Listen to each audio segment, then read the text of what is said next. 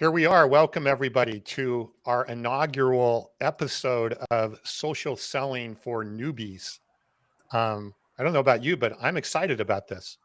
And I've also had, and that's what we're going to talk a lot about today, the number of questions I've had about what the heck is social selling and what's a newbie and all of that. I've just had tons of questions over the last, especially over the last week that I'm excited to get into. So, hey, Brandon and Carson, welcome and great to see you guys. Thanks, Tom. We're excited to be here. I am. Sorry, Carson, don't mean to speak for you. Always excited. I'm just here for the jokes. You guys crack me up. So. Right. So if you could just laugh at the right time, that would be really good. That would be perfect. So, and anybody who's on watching right now, please let us know in the comments that you're there. Tell us where you're at. Brandon, I know you're in Florida and it doesn't look like a hurricane behind you. So that's a good sign. Not at this point, not at all. So Andre's here. Andre, good to see you again. And Andre, tell us where you are. I can't remember where you are in the world. But yeah, it's actually beautiful here right now. But yeah, we're on the outskirts, so it's supposed to get windy, but we're not. Luckily, we're not going to get where I'm at anyway. We're not going to get the brunt that millions of other people are going to get. Yeah, the lull before the storm. Well, let's get rolling here. I think since this is new for the three of us, why don't we just take a second, Brandon, if you don't mind, just take a couple of seconds and introduce yourself and your background, and then Carson, I'll have you do the same.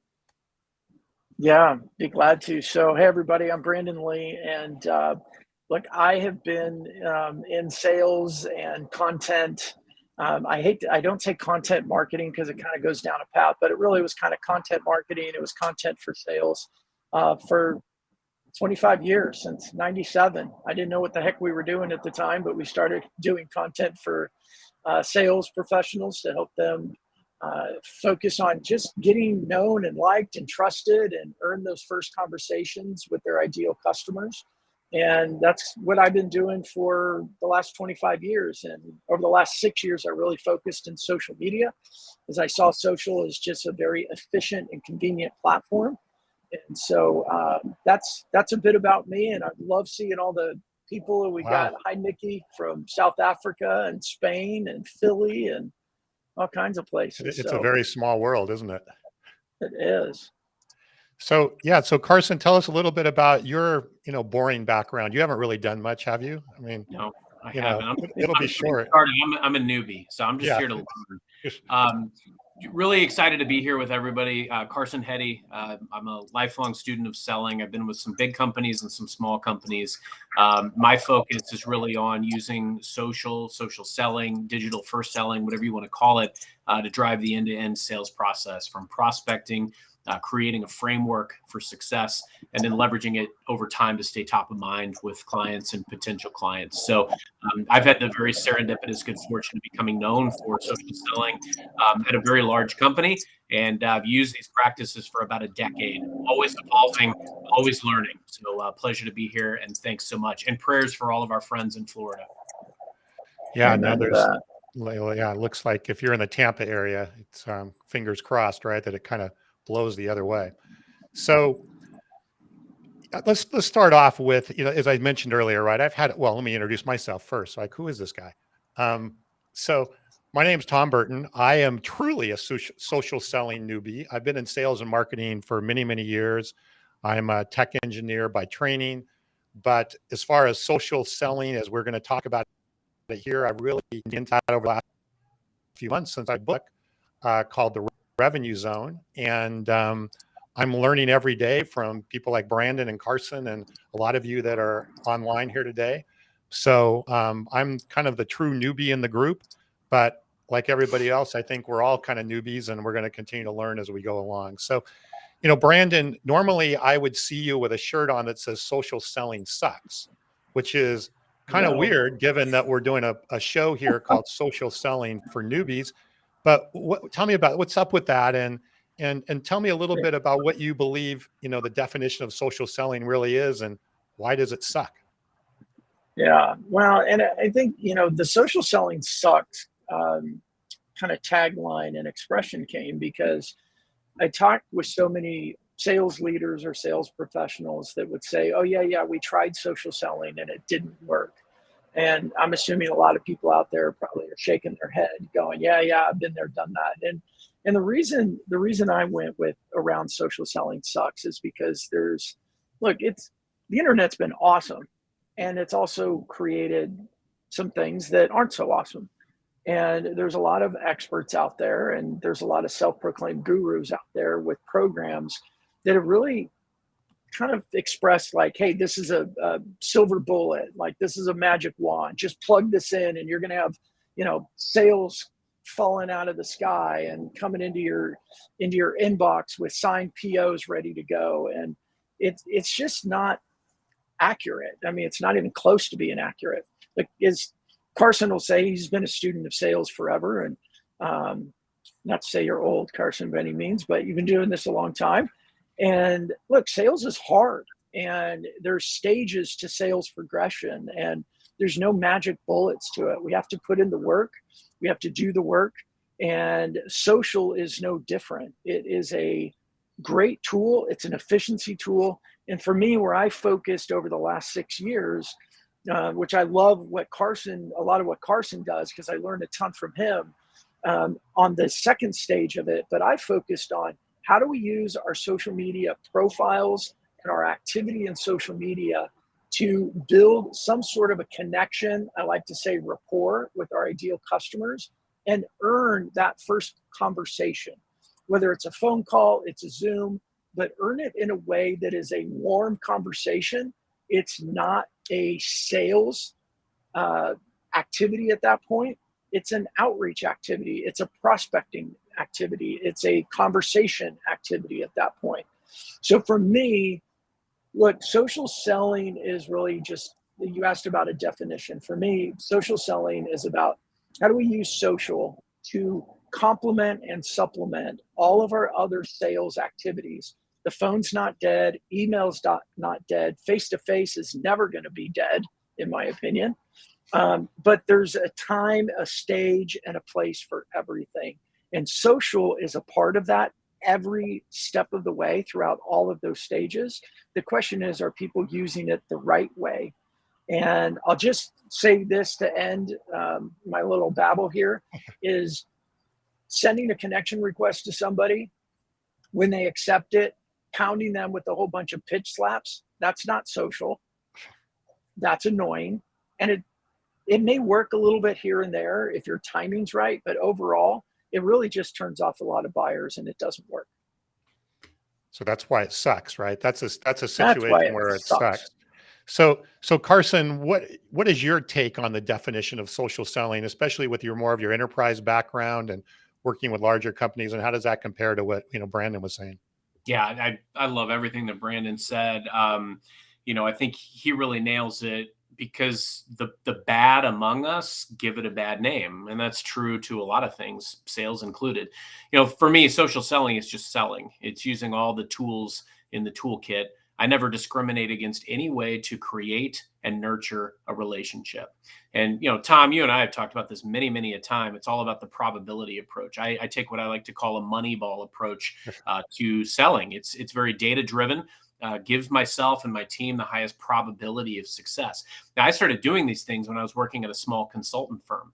I am not like, nothing that I've done can't be replicated. I just social sell on steroids. I do things exponentially more than most. The biggest deal I've ever closed in my career, I reached out to over 500 people in that organization in order to create over 200 relationships. We created a groundswell. I was so at the pulse of the business. They needed me. They needed our team and the intel that we had about all the lines of business in that organization. But I remember years ago, before I had any results in social selling, it was an anomaly. People were like, oh, Carson, he's just out on prospecting on LinkedIn, whatever that means. I solve problems with resources that are at my disposal. And I use these exact same tactics for recruiting because you can go out and you can find people. It's all about relationship creation. If you have a warm handoff, a referral, that has the highest probability of success, but we don't Can't always rely on that. We're not getting handed a stack of Glengarry leads. We've got to go out and create conversations and opportunities. And so I focus on three things: the quality of my messaging and outreach, the quantity of outreach. So, you may reach out to 1, 2, 5, 10 people and go, oh, for the room. Happened to me too. But if you reach out to 100 people, you're going to get some conversations. And lastly, it's the consistency of execution over time, and that willingness to evolve, but to try new things. To Brandon's point, if I try something and it doesn't work, I've got to be able to say, look, this isn't the right approach. I've absolutely fixed mistakes, prior sins, past sins of my social selling ways. And I think as sellers, we just have to continue to adapt and evolve and do the right thing by our customers. Show up with value and seek to serve. And social gives us a great way of doing that. You're really well said. And going back to, I said I've been getting a lot of questions on this, right? One of the questions I was getting is, was this the same as social marketing, using LinkedIn and Facebook for social media marketing and that kind of stuff? And is it the same? And, you brought this up, and we just had a comment here about the pitch slap. Does this mean you're supposed to connect with somebody and then sell them? I mean, it's like all of those different things, but I came up with a pretty good definition. This is my engineering mind in work here, that I kind of consider social selling is really strategies and techniques and technology. So how do I have strategies? How do I have techniques and technologies that leverage, and I think the key word is leverage, social and digital channels to create really great relationships, right? Build trust, build relationships, create demand for your products and services that then ultimately lead towards a business related outcome, right? Because you're there for a business related outcome, whether you said it could even be hiring somebody, it could be putting a partnership together with somebody, it could be making a sale. But the bottom line is you're trying to create demand, you're trying to build trust, and you're leveraging digital channels. And I think, well, I know that's what we're going to be talking about on the show. When we say the word social selling, that's what we're talking about. It's a much more holistic thing rather than, any one individual thing from that perspective. So I think we kind of, and I would say, I would add to that too. And I put this back up on screen because I love when Carson says this over and over and over again.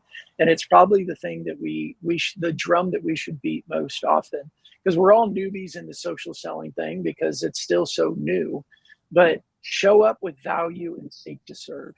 It is such a different approach than the pitch slap strategy, if you will, that so many start to do because it seems easy, it seems fast. But I'll constantly go back to the tortoise and the hare analogy. And when you show up with value and seek to serve, you may go slow, but you move a lot quicker. Yep. So you just brought up newbies. Let's kind of talk about that, because that's the second part of our title.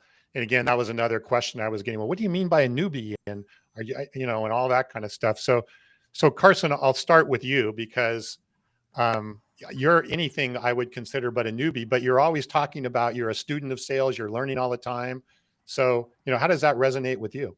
Yeah, no, that's a great question and very astute observation, because, to your earlier point, Tom, things are always changing. Sales is always evolving. Social selling is always evolving. Lots of things changed in sales over the last 2 years, did they not? But the way that we have to focus on customers and the importance of creation and investing in relationships, that's never going anywhere. Relationships are always at the heart of it, but the ways that we can and should and will do it, that's what will continue to evolve. I would imagine that a lot of folks that are on today have probably seen some semblance of the hybrid meeting. We're more and more we're having virtual calls with customers as opposed to seeing them all the time face to face. We're seeing a lot more face to face coming back, but we're seeing these components of the hybrid meeting. Customers that are working remotely, so that's where they want to be met, and so that's why we're all newbies in this. I'm definitely a newbie in this because I'm discovering these new tools and new ways to connect.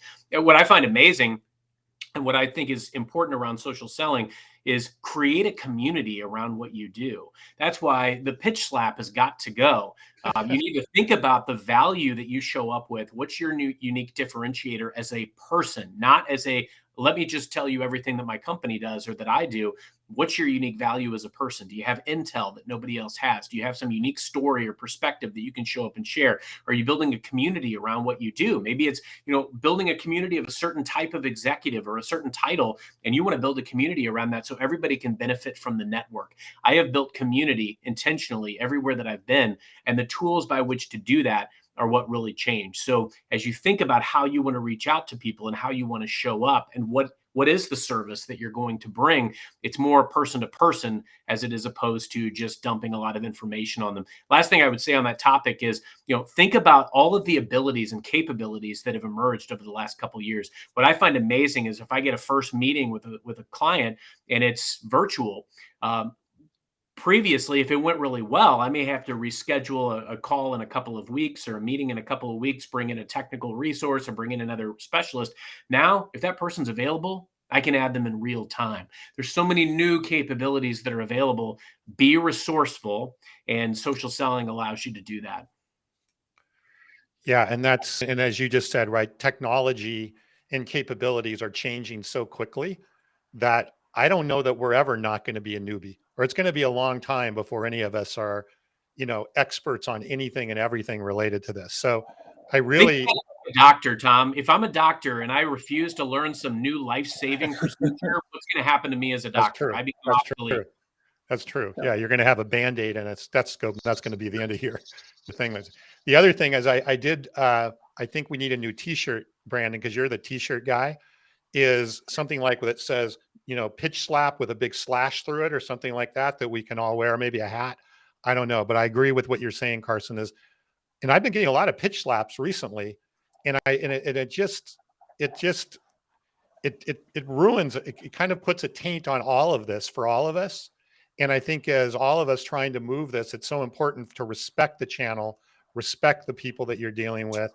And if we can do that, and our buyers are going to love it because they don't want it either, right? We don't want it as buyers. Why would we want to do that as our buyers? But anyway, I digress. Brandon, what is your take on what we mean here by newbies? And do you feel like you're still in that newbie category? Yeah, I mean, I'll reiterate what Carson was saying. I think that technology is moving so quickly these days that and the way the buyers buy has changed so dramatically, and that'll continue to change. I mean, the tools that they have, like just simple caller ID, has changed our cold outreach via phone through spam filters and things like that. It's changed our cold outreach via email. What we do inside of social is going to continue to change. So I've been, much like Carson has said, I've been at this for about 6 years now, specifically focused on how do we use these tools called LinkedIn or Facebook or Instagram or TikTok or whatever. By the way, Carson, I love seeing your TikToks all the time now, inspiring me to be more consistent with my TikTok presence. But look, sales has always been changing. The way that we connect with humans, human to human, has changed so much in the last 20 years. And I think because of these little powerful computers that we have in our hands all the time, the way that we connect human to human is going to continually change. And I say what we're doing right now with this community of people that are making great comments, and the three of us get to be on screen right now, but this is human to human connection. Years ago, we used to say, oh, and I haven't met with them in real life. Well, this is slowly or even quickly becoming real life for so many people, especially with the acceleration after COVID, when companies are like, oh, everybody's got to have Zoom now and everybody's got to have it. There's just constantly, I mean, even the tool Restream that we're using to do this is a relatively new tool. And it's a great tool for us to be able to communicate and build community at scale. So newbies, absolutely. Will we be newbies in 2 years from now? Absolutely. Yeah, we'll just be different newbies, right? We'll be different. So yeah, this is awesome. I mean, it's great to see all these comments and conversations that are occurring as we're moving along here. And I can obviously tell, right? It's a very passionate subject. So another question that I was getting frequently as we've been leading up to the show is, okay, well, what is this show going to, what are you going to do over the next few weeks or months or whatever? What are you going to talk about? What are the things you're going to cover? Why should I listen or tune in, week to week and all of that kind of stuff? So I'll start on that one. One of the things that we are working on, is an actual framework for social selling and some structure and strategies, some codified, if you will, strategies and framework for social selling that we're going to share. We're testing and we're going to share with everybody as we go along here. So we're going to try and take, some of the art here and put it into more of a science and in a structure and some repeatability. And Carson, I know you would certainly, you're training lots of people at Microsoft and all of that, right? You can certainly probably attest to the importance of having something that's repeatable and scalable and doing things the same way. I would especially think from a management perspective, that's super, super important. I would think. Yeah, I mean, you nailed it, Tom. I mean, it's a science. I believed in this process before I had any results doing it, but now I've got 16 deals to my name for over $200 million in revenue that never would have existed had I not met the executive on LinkedIn or seen on LinkedIn or Sales Navigator that there was a C-level change, and I acted immediately. I got in their office before the competition. That's the key element. So yeah, I've been super fortunate about that. And I think the other element to think about is the power of personal brand. My name has also become synonymous in my company around social selling. I've been asked to train it in small groups, on teams, then regionally, then across the country. Now I've trained in 9 different countries and created training that's in over 100 just at my company. So it can become synonymous with your brand and it can take you anywhere you want to go.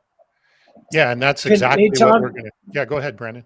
I was going to say, I just want to pause there for a second because Carson is so spot on with that, and it's that combination of using the tool in front of him, LinkedIn, to gather information in order to reach out to ideal customers as soon as possible and beat the competition.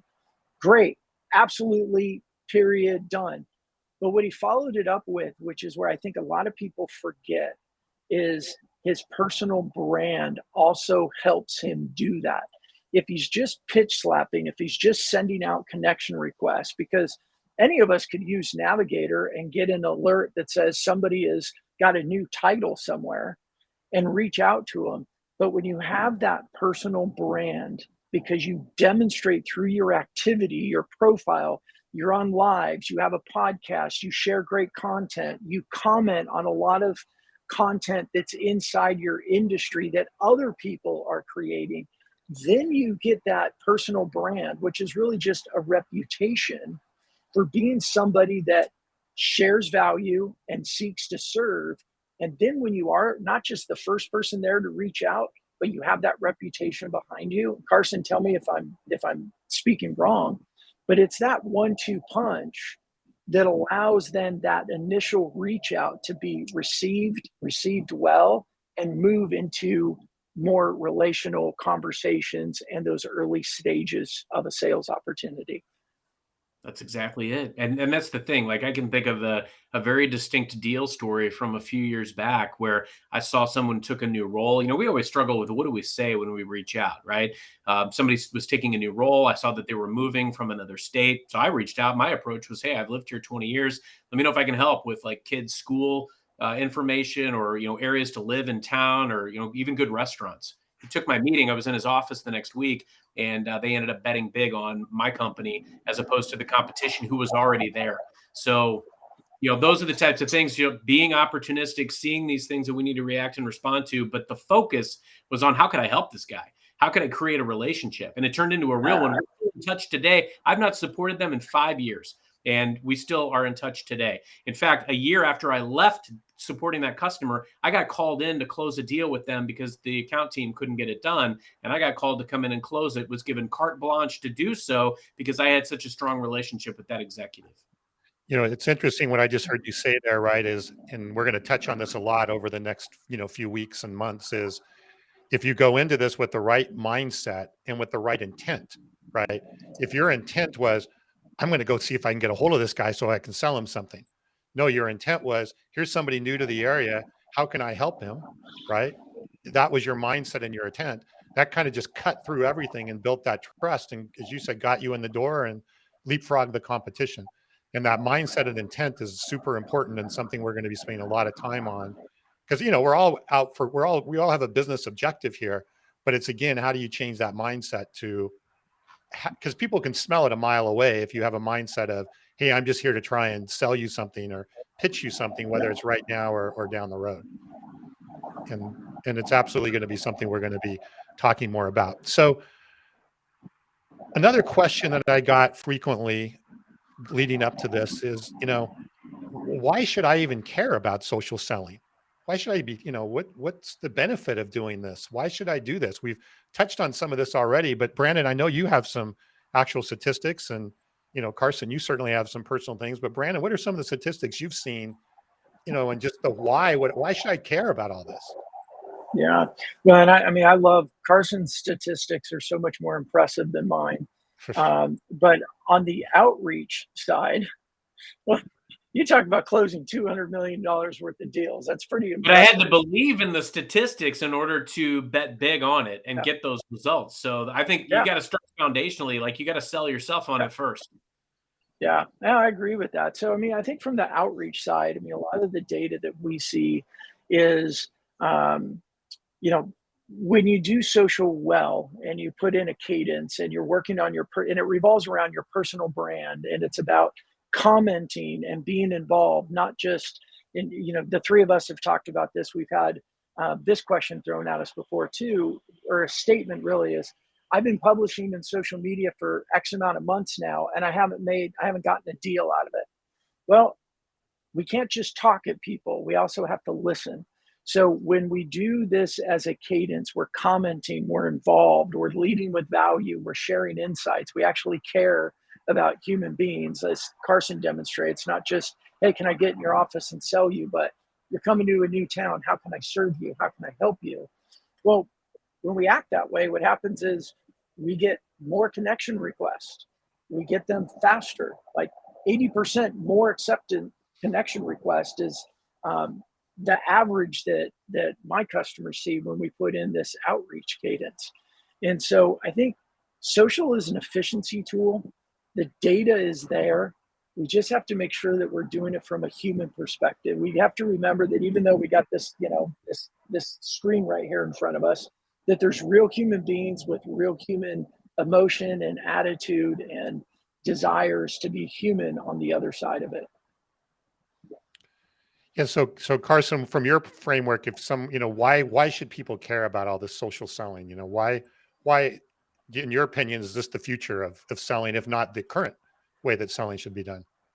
Yeah, I mean, the question you got to ask yourself is, do you want to optimize your results, and do you want to maximize your potential in your career? Because these are things that have been very real for me. There's ways with social, and Brandon, you said this perfectly. There's so much you can stay at the pulse of information. You can get information and insights that arm you with what you need to do to show up with perspective and ultimately get the conversations that you seek to have.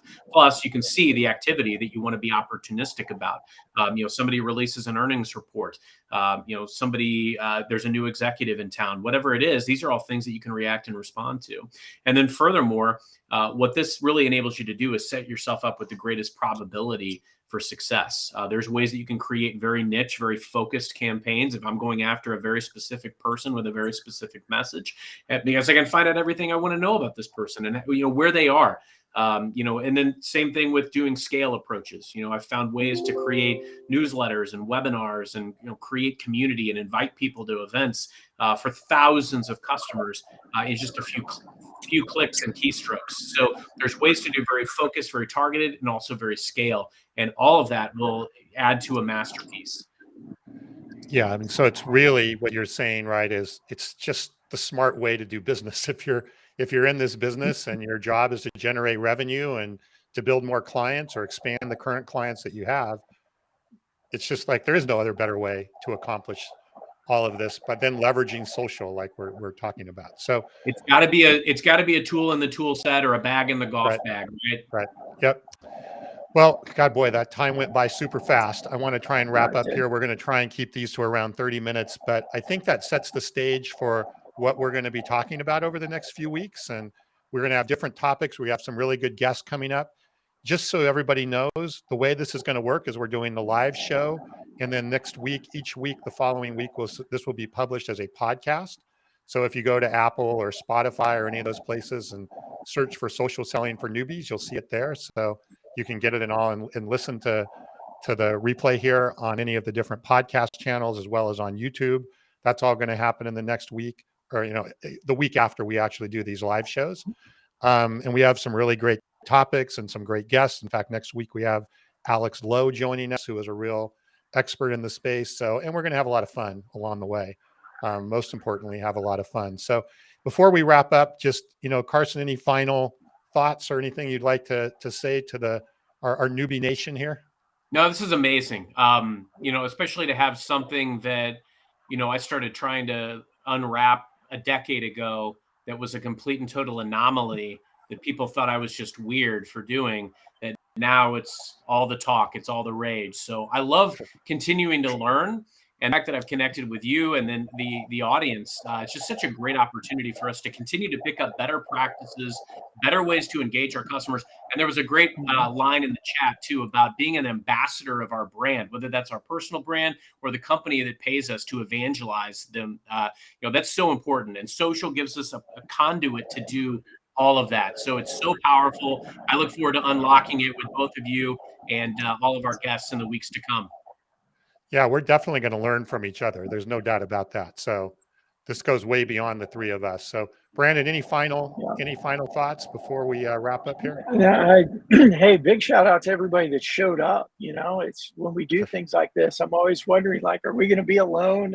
But so many friends, Graham and Rob and Dave and Susan and Andre, and sorry for those that I've missed that are on there, but Brian, Paul, really grateful for you guys to be a part of this, because we like you guys have both just said, we're learning. We're all learning. And what I love is that I learn things every time I talk to both of you. I pick up on little things. I write little notes. I'm like, okay, how am I going to incorporate this? And so that's what I say. Everybody keep coming back and let us know what the right topics are. And if anyone that's commenting, you want to be a guest with us, let us know.